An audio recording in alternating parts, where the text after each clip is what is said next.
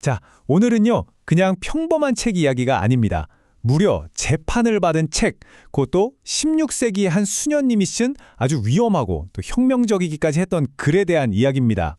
아니, 대체 어떻게 한 수녀님의 지극히 사적인 영적 일기가 당시 유럽에서 가장 무섭다고 알려진 스페인 종교 재판소의 심판대까지 오르게 된 걸까요?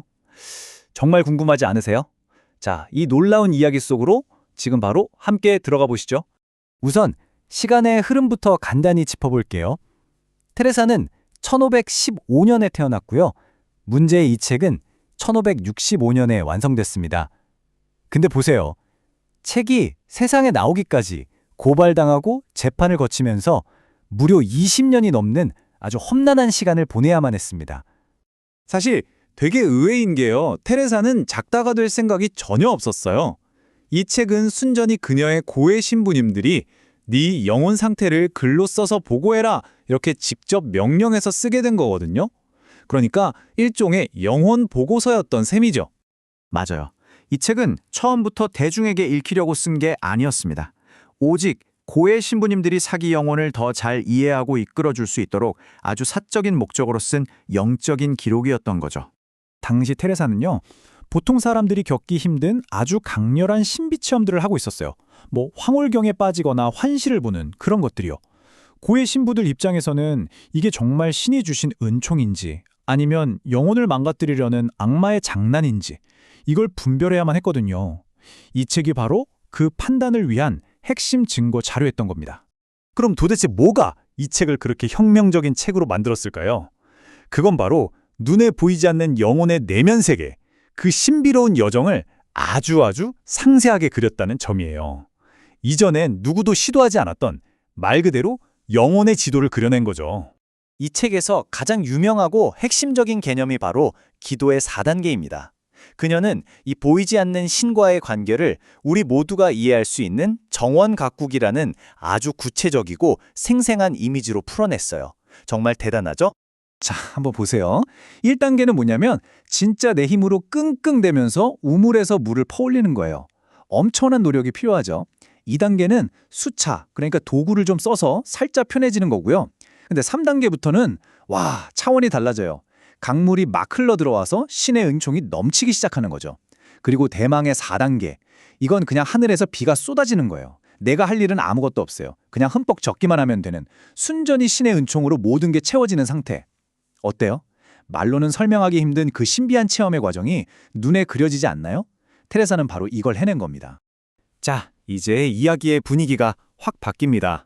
이 지극히 사적인 원고가 어떻게 온 세상이 주목하는 위험한 문서가 되었을까요? 시작은 한 공주님의 복수심 때문이었습니다. 원래 이 책은요, 철저하게 비밀로 해야 했던 거거든요. 그런데 이 원고 사본 하나가 당시 어마어마한 권력을 가졌지만 허영심도 많았던 에볼리 공주의 손에 들어가게 됩니다. 바로 이 일이 모든 사건의 불씨가 되고 말죠. 이 공주가 다른 일로 테레사한테 단단히 앙심을 품고 있었어요. 그러다가 복수의 칼날로 바로 이 책을 선택한 겁니다. 책의 내용이 이단적이라면서 스페인 종교재판소에 테레사를 고발해버린 거죠. 당시 스페인 종교재판소는요, 정말 막강한 권력을 가진 사법기관이었어요. 이단을 찾아내서 처벌하는 곳이었는데 여기에 고발된다는 건 뭐 인생이 끝장날 수도 있다는 걸 의미했습니다. 그만큼 무서운 곳이었죠. 결국 테레사의 책은 공식적인 수사 대상이 됩니다. 혐의는 바로 위험하고 이단적인 사상을 퍼뜨린다는 것. 자, 이야기의 긴장감이 정말 최고조에 이르는 순간입니다. 그런데 말이죠. 이 이야기는 우리가 예상하는 방향으로만 흐르지 않습니다. 이 절체절명의 위기 속에서 정말 뜻밖의 인물이 나타나 그녀를 변호하기 시작하거든요. 테레사를 변호했던 도밍고 바녜스 신부의 이 말은요, 이 사건의 본질을 정확히 꿰뚫고 있어요. 이건 신학의 문제가 아니라 진정한 신앙을 시기하는 세속적인 질투심에서 시작된 일이다 라고 본 거죠. 정말 통찰력 있는 지적이죠. 그리고 마침내 판결이 나옵니다. 정말 놀라운 판결이었어요. 무려 몇 년에 걸친 조사 끝에 종교재판소의 최고 책임자, 그러니까 키로가 추기경이 직접 선언을 합니다. 이 책은 건전하고 유익한 교리를 담고 있다 라고요. 이건 뭐 완벽한 무죄 선언이나 다름없었죠.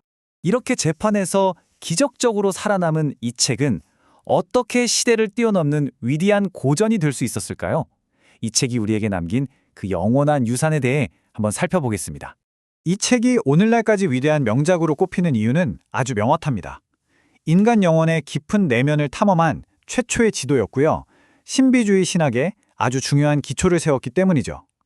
또 거대한 권력에 맞섰던 한 여성의 용기를 보여주는 증거이기도 하고요. 무엇보다 세상이 쉽게 이해하지 못하는 그 신적인 사랑의 본질이 무엇인지를 우리에게 이야기해주고 있습니다. 마지막으로 이 책을 검토했던 또 다른 위대한 성인이죠. 아빌라의 후안이 남긴 이 말을 한번 곱씹어 보면 좋을 것 같아요.